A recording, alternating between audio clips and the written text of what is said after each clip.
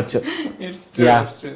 విజయ్ దేవరకొండ గారితో ఎక్స్పీరియన్స్ ఎలా? ఆయన సెట్స్ లో ఫ్రెండ్లీ ఉండేవాడా లేకపోతే మీరు ఆన్ స్క్రీన్ అంటే ఆన్ స్టేజ్ మీద చూసే రౌడీ విజయ్ దేవరకొండ అండ్ మేము ఆఫ్ సెట్ చూసిన మా విజయ్ అన్న ఇద్దరు కంప్లీట్ డిఫరెంట్ పర్సన్స్ లా కనిపిస్తారు నాకు.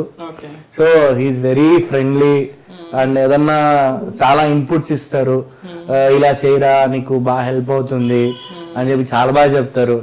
అండ్ చాలా నేర్చుకున్నాను అన్న దగ్గర. So I really love him. Yeah.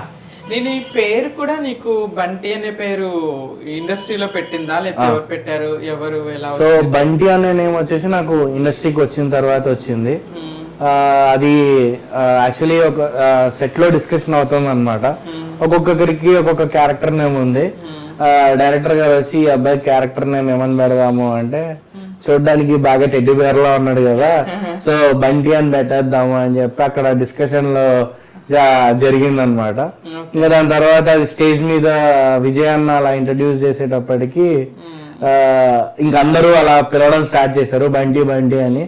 సరే ఫైన్, ఇంకా ఈ నేమ్ పాపులర్ అవుతున్నప్పుడు ఇది నా స్క్రీన్ నేమ్ గా పెట్టేసుకుందాము అని చెప్పి I kept it as a screen name. It's nice. Me real name ఏంటి అసలు? నా రియల్ నేమ్ వచ్చేసి ద్వారకానాథ్. ఓ నైస్ నైస్. రెండు పేర్లకి బంటి చాలా బాగుంది ఫ్రాంక్లీ చెప్పాలి. అండ్ ఇన్ఫాక్ట్ ఇంకోటి ఏంటంటే ద్వారకా అనే నేమ్ కూడా విజయ్ అన్న చేసిన సెకండ్ మూవీ ద్వారక.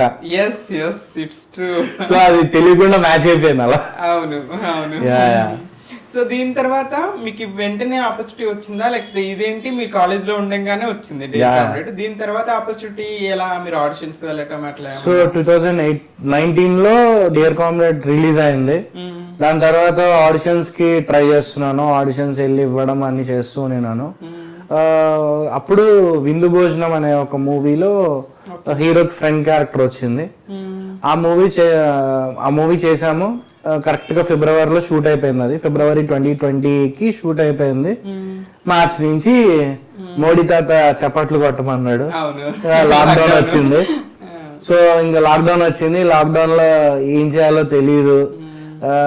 ఇప్పుడు ఏంటి మళ్ళీ నేను కొత్తగా స్టార్ట్ చేయాలా లేకపోతే ఏంటా అని నాకేం అర్థం కాలేదు.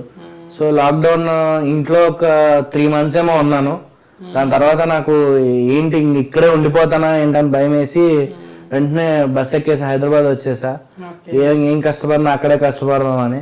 సో జూలై ఆ టైంలో హైదరాబాద్ వచ్చేసాను. మళ్ళీ వచ్చేసి ఇంకా మళ్ళీ రీస్టార్ట్ అన్నట్టు మళ్ళీ మొత్తం అన్ని కొత్తగా స్టార్ట్ చేసి ఫోటో షూట్స్ అన్ని పెట్టుకొని ఫోటో అన్ని చేసుకుంటూ ఒక్కొక్కటి చేసుకుంటూ ఇప్పుడు ఇక్కడ దాకా వచ్చా.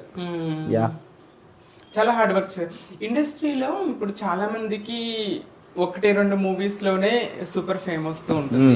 మీరు కెరీర్ స్టార్ట్ చేయటమే ఒక బిగ్ మూవీలో స్టార్ట్ చేస్తారు.